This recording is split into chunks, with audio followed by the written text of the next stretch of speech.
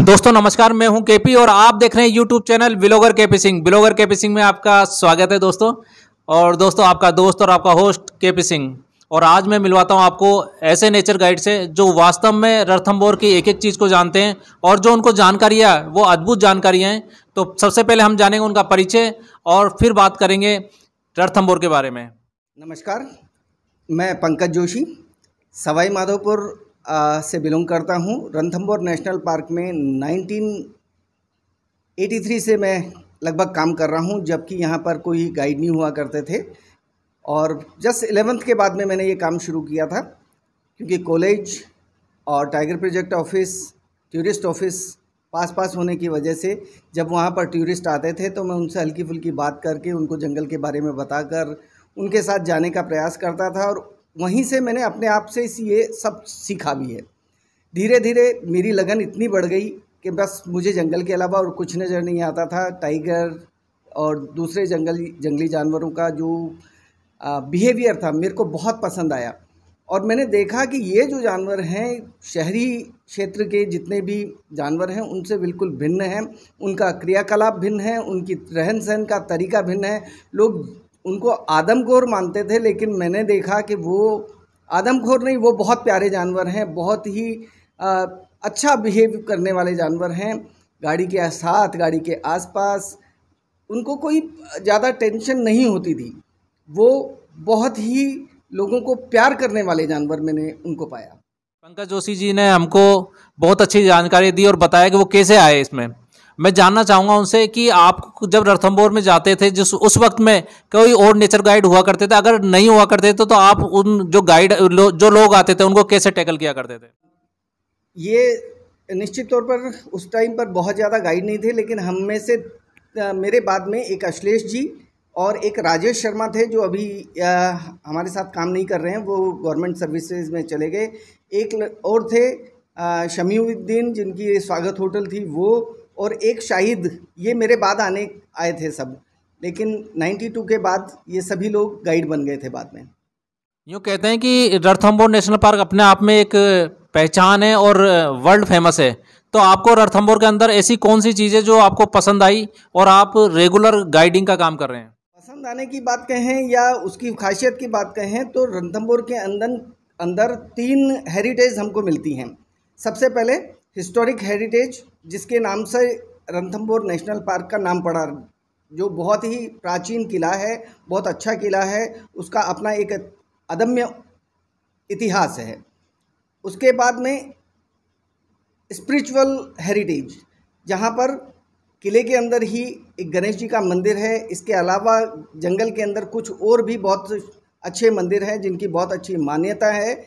ये भी एक अट्रैक्शन का कारण है। तीसरी चीज़ ये नेचर, इतना प्यारा नेचर, इतने अच्छे वाइल्ड लाइफ यहाँ पर है जिसको पूरी दुनिया ने बहुत ही अच्छे से अपने हाथों में लिया और आज रणथंभौर का नाम पूरे विश्व के अंदर शुमार है। अभी आपको रणथंभौर के बारे में कुछ बताया, मैं जानना चाहूँगा आपसे कि आप मुझे ये बताएं कि रणथंभौर में जो जोन है वो सबसे अच्छा और खूबसूरत जोन आप किसे मानते हैं? जोन को बहुत ज़्यादा वो नहीं मानता, क्योंकि सभी जोन एक से बढ़कर एक हैं। टूरिस्ट जंगल देखने आता है, टाइगर देखने आता है। टाइगर सब जगह है, जंगल सब जगह है, सबकी अपनी अपनी खासियत है। कुछ ऊंचाई पर हैं, पहाड़ी पर हैं, तो नीचे का नज़ारा बहुत अच्छा है, कहीं समतल है वहाँ का नज़ारा बहुत अच्छा है। हाँ, एक बात कहने को आएगी, वो है जोन नंबर 3, जहाँ पर 3 लेक एक साथ हैं। वो उस जोन को थोड़ा ज़्यादा खूबसूरत कर देते हैं। समतल होने के साथ साथ बहुत लेक के आसपास घूमने का मज़ा कुछ अलग ही है। और वहाँ पे टाइगर बहुत अच्छे से सर्वाइव करता है, इसलिए 3 नंबर जोन को थोड़ा सा लोग ज़्यादा प्रेफर करते हैं। आप अधिकतर जंगल में जाते रहते हो, तो टाइगर की आपको ऐसी कौन सी खूबी पसंद आती है या जो हमारे सैलानी आते हैं? टाइगर को खोजना, टाइगर को ढूंढना एक अपने आप में चैलेंज है। कहाँ है, कैसा है। शाम को जहाँ छोड़ा था उस दूसरे दिन डेफिनेटली वो दूसरी जगह पर मिलता है, तो उसको उस तरह से ट्रैक करना बहुत ही रोमांचकारी होता है टूरिस्ट उसको। और जब हम देखते हैं कि टाइगर यहीं निकलेगा, टाइगर इसी जगह आएगा, टाइगर यहाँ पे बैठेगा, अगर हम उससे बात करते हैं और टाइगर ऐसा करता है तो वास्तव में टूरिस्ट जितना भी है, इंडियन हो या फॉरेनर, वो कहता है कि आपको बहुत अच्छी सी नॉलेज है और आपने इसकी ट्रैकिंग अच्छी से की हुई है। क्योंकि रणथंभौर के अंदर जो टाइगर है वो कहाँ का टाइगर है, और एक तो ये और दूसरा ये कि जो मछली टाइगर है वो कहाँ से लाई गई थी? जितने भी टाइगर्स हैं रणथंभौर में वो नेटिव टाइगर्स हैं, कहीं से भी कोई टाइगर लाया नहीं गया था।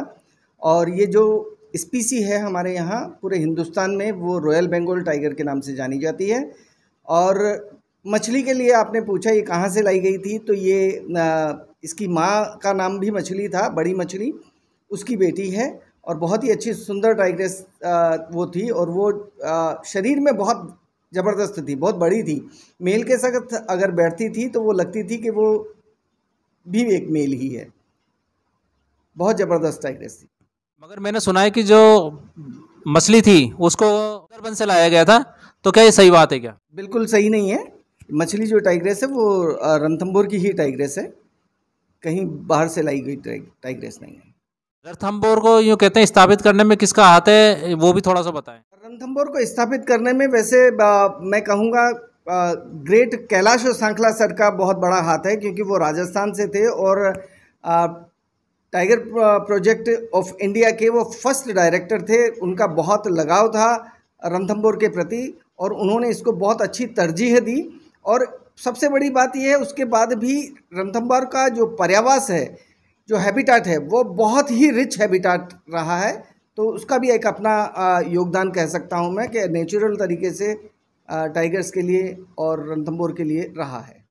रणथंभौर के अंदर कौन कौन से वन्यजीव पाए जाते हैं अधिकतर? लगभग वैसे तो 40 तरह के वन्यजीव हमारे यहाँ पे पाए जाते हैं, जिसमें जिनको हम 3 तरह से डिवाइड कर सकते हैं, 3 कैटेगरी में रख सकते हैं: कॉर्निवोरस, ओमनिवोरस और herbivorous. Tigers, leopards, hyena, caracal, ratel और जंगल कैट, जंगल डॉग यहाँ पे कभी पाए गए हैं, और जैकल, फॉक्स वगैरह भी यहाँ पे हैं। तो ये सब जो हैं वो कॉर्निवोरस कैटेगरी के हैं। और ओमनिवोरस कैटेगरी में यहाँ पे sloth bear, wild boar, hedgehog, porcupines और कुछ और भी हैं। हर्बीवोरस में यहाँ 2 तरह के डियर्स हैं, स्पॉटेड डियर्स और सांबर डियर्स। और इसके अलावा 2 तरह के एंटीलोप्स भी यहाँ पे पार्क के अंदर पाए जाते हैं, वो हैं नीलगाय एंटीलोप और इंडियन गज़ल एंटीलोप। इसके अलावा दूसरे रेट, माइस, लंगूर, बहुत सारी चीज़ें यहाँ पर मिलती हैं। सबका अपना अपना योगदान नेचर के लिए रहा है साथ में। अगर हम नेचर की बात करें तो नेचर में कहाँ का ऐसा दृश्य है जो लुभावना हो और उसको देखते से ये लगता हो यार नहीं, रणथंभौर तो वास्तव में स्वर्ग है? पहली बार जाओगे, जहाँ भी जाओगे, आपको वो अतरंगी मिलेगा, बहुत ही प्यारा मिलेगा। पहली बार जिस भी जगह जाओगे, जब मैं भी कई ऐसी जगह पे जाना हुआ, जैसे जेल खो जाना हुआ, सकड़ी जाना हुआ, मेरे को हाई पॉइंट पे जाना हुआ, लाहपुर वैली जाना हुआ, या नीले पट्टे जाना हुआ, या दर्रा जाना हुआ, बकोला जाना हुआ, सभी बहुत ही प्यारी जगह हैं। देखने का अपना अलग ही अंदाज़ होता है, अलग ही मज़ा होता है वहाँ पे, क्योंकि और जगह से हटके होता है। लांबी का नाला है, सेमली है, बेरदा है, सब अपने आप में बहुत ही अनूठे और बहुत प्यारी जगह हैं। इसके अलावा पार्क की जो बाहर की जो पहाड़ियाँ हैं, इन पे भी अब कई बार जाना होता है, और शहर का, गाँवों का जो नज़ारा है वहाँ से बहुत ही अतरंगी, बहुत ही प्यारा नज़र आता है। मैंने एक दृश्य देखा है कि अपने यहाँ जोगी महल है, और जोगी महल के जो पीछे एक बरगद का पेड़ है, वो मुझे बताएं कितने साल पुराना होगा? आप देखिए, उसका कोई वैसे साइंटिफिक तरीका हमने तो नहीं देखा, लेकिन सुनने में आया है कि वो लगभग 900 साल पुराना है। 900 साल प्लस उसकी एज मानी गई है, क्योंकि कभी इनका अभी फिर से कार्बन डेटिंग अगर की जाए तो इसका सही आकलन किया जा सकता है। इसकी दरकार है, क्योंकि सब अलग अलग बताते हैं। लगभग फिर भी 900 प्लस ईयर्स इसकी एज मानी गई है। हम रणथंभौर की जब बात आती है तो टाइगर की ही बात करते हैं। यहाँ कोई ऐसे, जैसे मान के चलो पक्षी भी होंगे जो काफ़ी फेमस होंगे? बर्ड्स के अंदर रणथंभौर का अपना एक बहुत ही अच्छा नाम है। लगभग 300 प्लस डिफरेंट स्पीसीज़ यहाँ पर देखने को मिलती हैं। इनमें कुछ बर्ड्स जो हैं वो लोकल रेजिडेंट्स हैं, कुछ बर्ड्स लोकल माइग्रेटरी हैं जो डिफरेंट पार्ट ऑफ इंडिया से आती हैं, और कुछ कंट्री माइग्रेटरी बर्ड्स भी यहाँ पर हैं जो अलग अलग देशों से यहाँ पर हमारे यहाँ पे माइग्रेट करके आती हैं, और टाइम पीरियड के लिए आती हैं, कुछ टाइम रहती हैं और फिर चली जाती हैं। कुछ ब्रीडिंग के लिए आती हैं, कुछ सर्दी से बचने के लिए आती हैं, इस तरह से। और कुछ बर्ड्स ऐसी हैं जो प्रेडिटर्स हैं, जो अपने प्रे को फॉलो करती हुई आती हैं। देखा भी और सुना भी है कि हमारे रणथंभौर के अंदर बहुत ज़्यादा टाइगर बढ़ रहे हैं, और टाइगर बढ़ने के कारण कहीं ना कहीं इनको शिफ्ट किया जाता है। तो क्या ये जो शिफ्ट किए जाते हैं कहीं ना कहीं सही है रणथंभौर के लिए? मेरी नज़र में तो बहुत सही है, क्योंकि टाइगर पॉपुलेशन बढ़ना बहुत अच्छा संकेत है, और ये ब्रीडिंग सेंटर के रूप में हमारा पार्क काम कर रहा है इस वक्त में। और जब ये बढ़ जाएंगे तो आपस में टेरिटोरियल फाइट में मारे जाएंगे या लड़ के भाग जाएंगे इधर उधर। तो अगर इनको साइंटिफिक तरीके से और जीनस को ध्यान में रखते हुए अगर इनको ट्रांसलोकेट किया जाए तो मैं कहूँगा कि बहुत अच्छी बात है, लेकिन उस जगह पर भेजें जहाँ पर वो सेफ़ रह सकें। अभी हमने जितने भी भेजे हैं, बहुत दुख के साथ कहना पड़ रहा है कि उनकी सर्वाइवल रेट वहाँ पर बहुत अच्छी नहीं रही है। तो मैं चाहूँगा कि गवर्नमेंट इस पर बहुत अच्छे से एक्शन ले और उसका पूरा पर्यावरण जानकर ही वहाँ पे भेजें।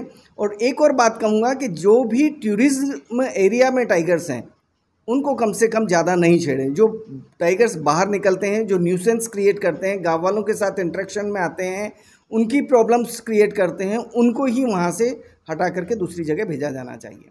साथियों, जो हम बात कर रहे थे अब तक तो नेचर गाइड से बात कर रहे थे, और एक आपको बात बताना चाहूँगा, साथ के साथ ये यूट्यूबर भी हैं, और यूट्यूबर के साथ में ये बताना चाहूँगा कि जो टाइगर से रिलेटेड मूवीज़ होती है या वाइल्ड लाइफ से रिलेटेड वो अपने यूट्यूब चैनल पर डालते हैं। तो आप बात करेंगे अपन यूट्यूब चैनल को लेकर कि आपका यूट्यूब चैनल कब स्टार्ट किया और आपने के दिमाग में कैसा आया यूट्यूब चैनल स्टार्ट करने का? ये बहुत ही लेट आया मेरे दिमाग में, जबकि मैं सबसे पुराना गाइड होने के बाद भी मैंने इसको नहीं किया। फोटोग्राफी मैंने शुरू में ज़रूर की, लेकिन मेरे कुछ ऐसी परिस्थितियां हुई कि मेरे को अपने सारे इक्विपमेंट्स बेचने पड़े। वो बहुत पुरानी बात है। फिर उसके बाद मेरे को, लेकिन जब मेरे बच्चे लगभग 17-18 साल के हुए तो उन्होंने कहा पापा आप इस पर काम करो, ये आपको करना चाहिए।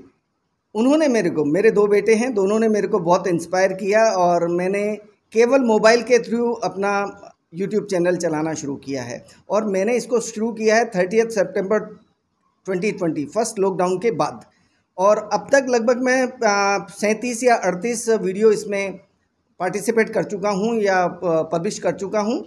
अब देखते हैं इसको कहाँ तक सफलता मिल पाती है। मैं चाहूँगा कि सभी लोग जितने भी मेरे को देख रहे हैं अभी, वो सब मेरे यूट्यूब चैनल जोशीज़ नेचर एक्सपीडिशन को सब्सक्राइब करें, लाइक करें और शेयर करें, उस पर अच्छे अच्छे कमेंट्स दें। अगर ख़राब है तो मुझे सजेशन दें, मैं उसमें क्या क्या सुधार कर सकता हूं, क्योंकि ओल्ड एज में आकर के मैंने ये शुरू किया है। जी, मैंने एक पहल की है सवाई माधोपुर के लिए कि जो सवाई माधोपुर के लोकल यूट्यूबर हैं उनको मैं एक मंच पे लाना चाहता हूं, तो क्या आप मेरे साथ? मैं बहुत ही शुक्रगुजार हूं आपका कि आपने ये पहल रणथंभौर के लिए, सवाई माधोपुर के लिए शुरू की है, और ये निश्चित तौर पर आपको सफलता दिलाएगी या और साथ में जितने भी यूट्यूबर्स हैं और न्यू जनरेशन है उन सब के लिए एक सफलता का बहुत बड़ा माध्यम होंगे। मैं आपको धन्यवाद देना चाहता हूं उन सभी लोगों के तरफ से, जितने भी यूट्यूबर्स हैं, जिन लोगों ने आप लोगों को सपोर्ट किया है। और मैं सपोर्ट नहीं कर रहा, मैं सपोर्ट के लिए नहीं कह रहा, मैं कह रहा हूँ आपका काम ही इतना प्यारा है कि आप न चाहते हुए भी सब लोग आपको सपोर्ट करेंगे। और मैं एक बहुत बड़ी बात कहना चाहता हूँ आपको, जब मैंने आज आपको देखा, वैसे मैं काफ़ी टाइम से आपको देख रहा हूँ, लेकिन आज जब मैंने आपका लुक देखा तो मेरे को एक हमारे टाइम के क्रिकेटर हैं, विकेट कीपर थे सैयद किरमानी, उनकी याद आ गई। और मैंने आपका जो लुक है आज वो बहुत ही अच्छा पाया। इस लुक को बनाए रखें। वैसे सब लोग ऐसे होते हैं, वो अपना लुक चेंज करते रहते हैं टाइम के साथ साथ, लेकिन ये लुक जो है बहुत ही शानदार लुक है आपका। थैंक यू कि आपने कहीं ना कहीं आपके ज़माने के क्रिकेटर की याद भी आ गई और मेरा लुक देख के आपने इसको कहा, तो मैं बनाए रखूँगा, कोशिश करूँगा कि इसको ऐसा ही रहे है। और काफ़ी लोग सपोर्ट भी कर रहे हैं और आपने भी किया। मगर मैं आपके माध्यम से ये कहना चाहूँगा, जो सवाई माधोपुर यूट्यूबर हैं वो सपोर्ट तो करें, साथ के साथ वो आपस में एक दूसरे को मिलें, पहचानें और एक मंच पर आए जिससे उनकी पहचान बन सके।